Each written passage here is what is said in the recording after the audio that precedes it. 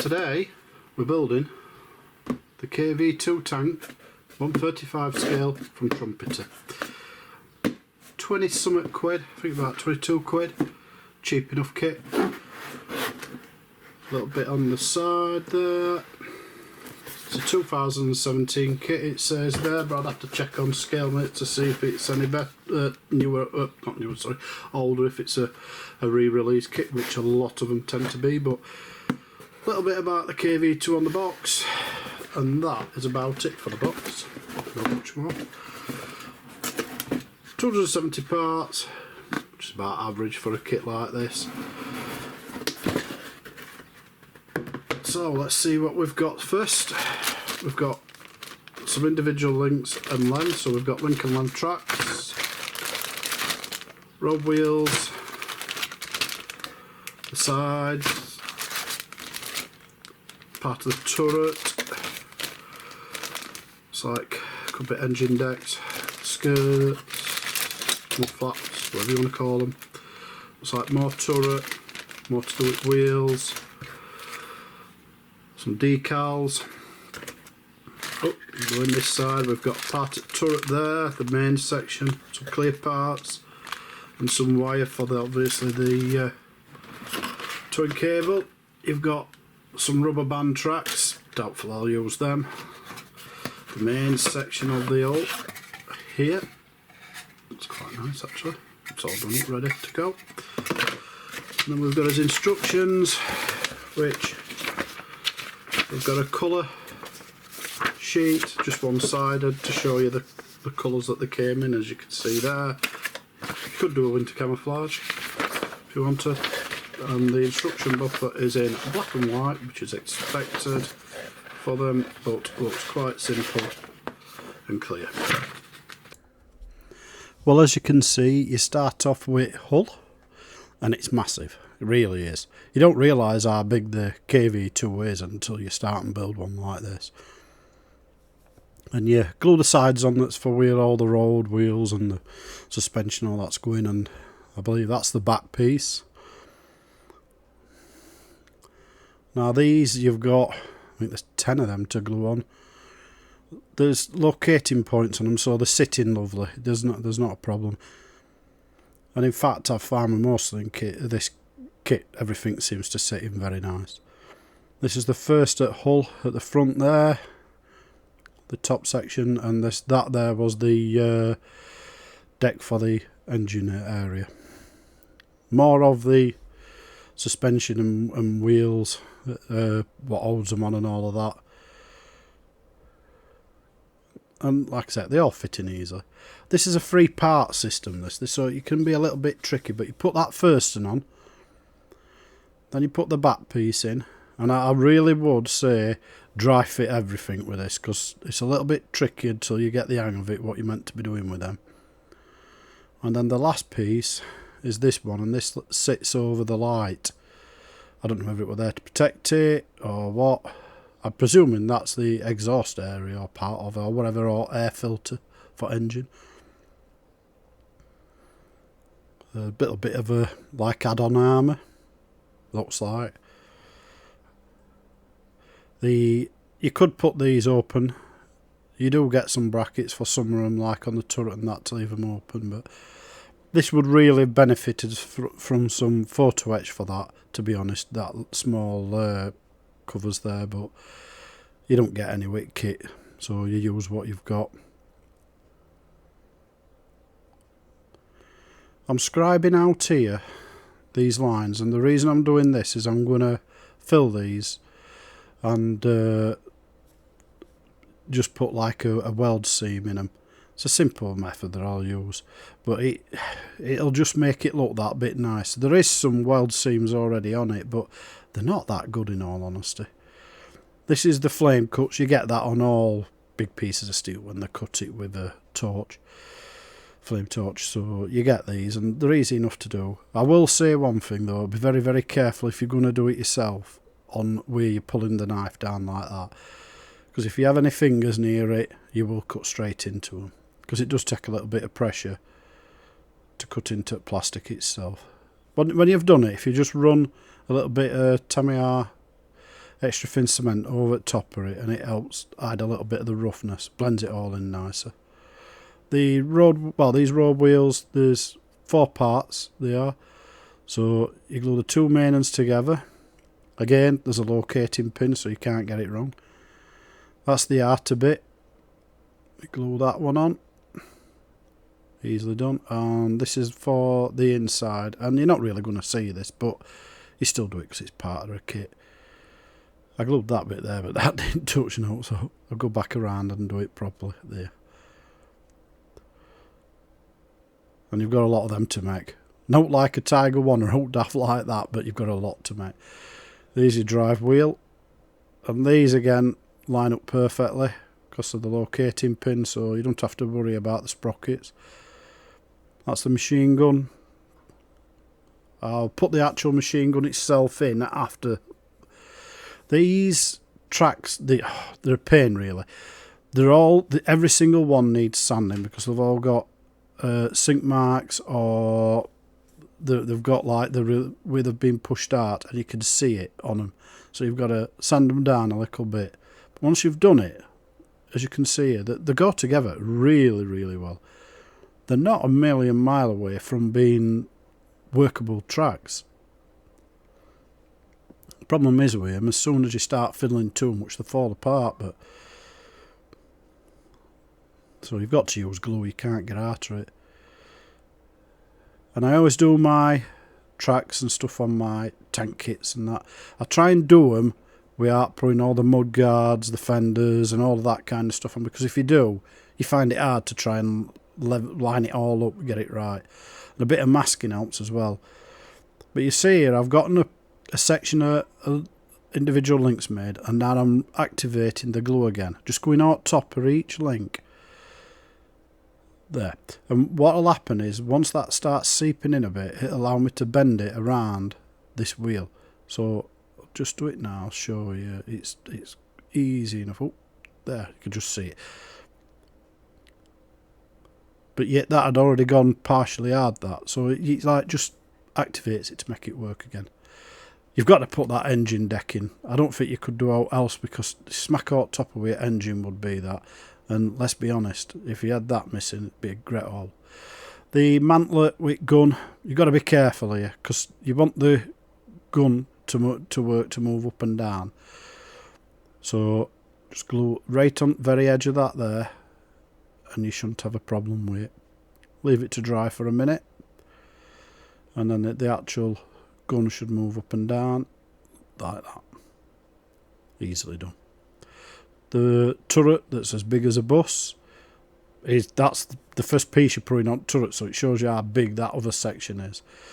So that's the turret ring on, the mantlet on front, and that's how simple it is to make. That's it, turret done, just about. A few other pieces to go on, but in all essence, that's it. It really does help to have it like that, because it saves you having to try and glue like 4 sides and a top and a base. Again, I'm showing you there, we're going to put the flame cuts again down round edges. It took me about half an hour to do it on this one. It is a bit time consuming, and you've got to be willing to sit there and actually spend the time to do it, but it's worth it. Now what I'm doing here is putting a bit of texture onto the armour itself. These are for the cast pieces where they were always rough as hell. And actually I've seen some of the Russian, when I went to Bovington Tank Museum, but oh good god, it's as rough as hell. If you fell outside it, you'd lose half of your skin. But anyway, we'll go on. This is the plastic like filler from Cementers, plastic filler from Revel, and it's not a bad one. Most people use Tamiya one, and it is better than this. But this filler with that Tamiya extra thin you see there, as you've seen me do, you just mix a bit up. Here it is, and you just mix it up, bit of thingy, and you just dab it all the way around it. Just use a really old brush, because the likelihood is when you're done, that's going straight in the bin. So I've done that all the way around it. Put my last bits on, the vision port things.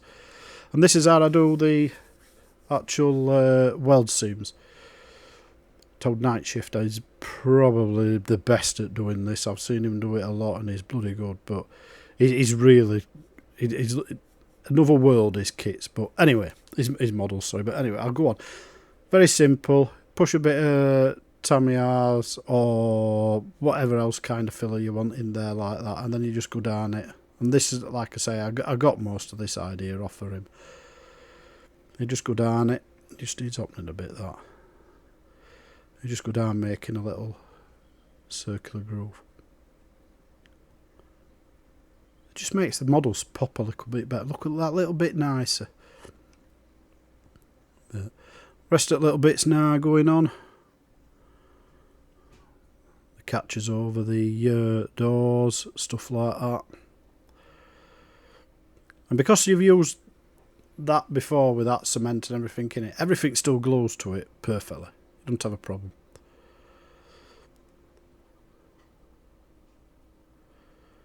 And that's another machine gun thing. Again, the actual machine gun itself will go in after at the end. If I don't, I'll ruin them. Just making some handles. The one that you get with, they wouldn't have lasted 5 minutes with me and they weren't that good. So making my own out of a bit of wire, brass wire. Drilled holes in the actual turret where the handles are, as you can see, and I just push them through when I get it right. I put a little bit of, it's a bit of balsa there, just put it between it so it's roughly the same distance each time when you glue it. And I put the super glue on the inside, and then that way it'll hold it lovely from inside, and then any gap on the outside I'll just put a tinny tiny bit of filler over it. And that was where I've just dabbed on the super glue or thingy agent. Makes it go off quicker. Activating. Bit more of the actual turret to do there. The gun barrel, it is plastic and it is 2-part, and it is going to take a lot of sanding to make sure that them seams are perfect. I've done best I can with it though. I don't think it's too bad at all. You have to live with it when you've got plastic barrels. It is one big fat little barrel though, I'll give it that.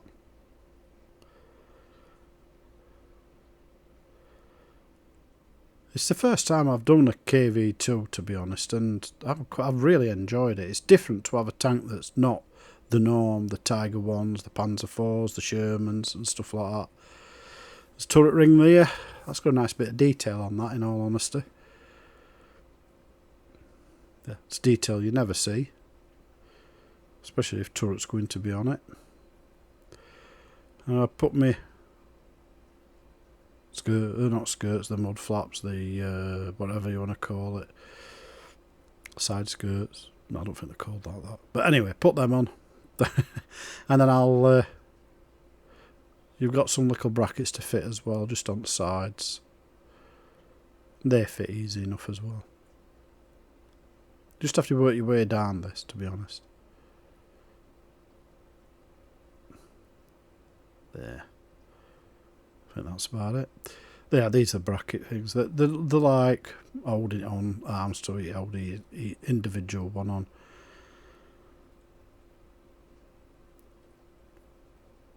And storage boxes. You get a few. You've actually got even some spares of these. I mean, you could put extra on if you wanted. But they're just kept small, the personal items in them. I've got some figures I'm going to use because I'm going to use this kit in a diorama. So just show you how I do some of my figures. They're going to be German figures because it's going to be knocked out. This, well, not knocked out. It's going to have had a breakdown. I'm going to do it with the track off. You see, these are going to be just figures, Germans walking past it.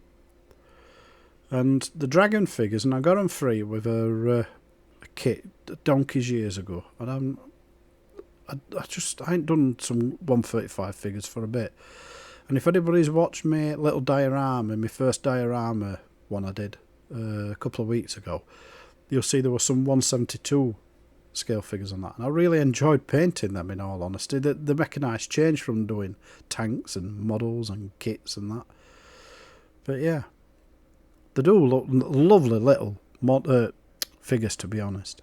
And these are, what, about 15-year-old, these figures? Might even be older than that. They're not bad for their age.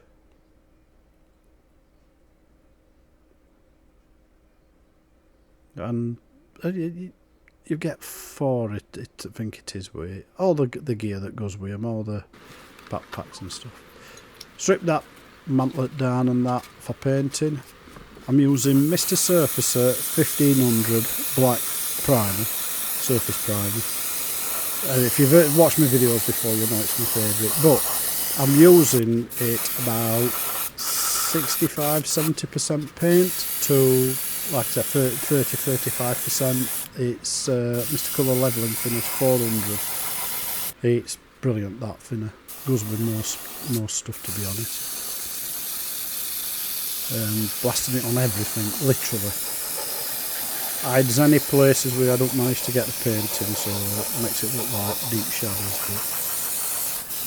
But yeah, and it sprays absolutely beautiful. This is a 0.3 airbrush though, my Iwata Revolution. Tracks, they're easy enough to paint actually, like this, because they've been brought down into parts. And the mantlet, again, easy enough. And we're at the stage now. She's ready for some proper paint now. Obviously it's going to be green. We're keeping it in the Russian style. And what's happening is she's broke down. Tracks come off. That's why that's there. And we're going to have us 4 figures.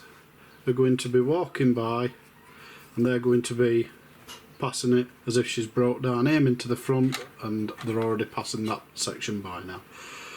I'll just give you a little close-up of these figures. There's 4 all together, and you can see each one, he's having a drink, others are carrying weapons and bits. Very nice figures. I've always liked dragons. They were always a really nice figure going back when I was collecting figures and doing a lot of them. But, well, I say a lot. But, yeah, they're alright. So, we're at that stage. Next up, next video, we will be seeing this fully painted and the figures painted. Then it will be, for the 3rd episode, will be a diorama, but that's another day. So now I'm going to get my airbrush out, and I've got a good set of paints that yeah, I'll show them you. In fact, they're the paints. It's Ammo's MIG basic set Russian 4BO. You get 4 different colours, and it allows you, if you can see that alright, allows you to do some nice shading and colour variations. I've used it once before, so I'm hoping I've got enough paint left in. I believe I have, there's quite a bit. But you can see your dark base, your Russian base, your Russian light base, and your Russian highlights at the bottom. So I'll be using them to paint the main bitwit tank, and hopefully she'll come out a beauty. And I'll just take the turret off so you can just see what the there's the effect there, and there's the, don't know if you can quite see it, hopefully you can, but my cut lines there.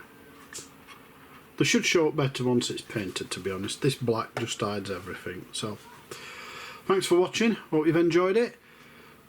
Stay tuned, hopefully the next one will be up soon. Please subscribe, be really grateful if you do, helps my channel out loads, and if not, just give me a thumbs up, even that's fantastic, helps me a lot. Lets me know you're enjoying the actual videos I'm putting out. And I'll catch you around for the next one.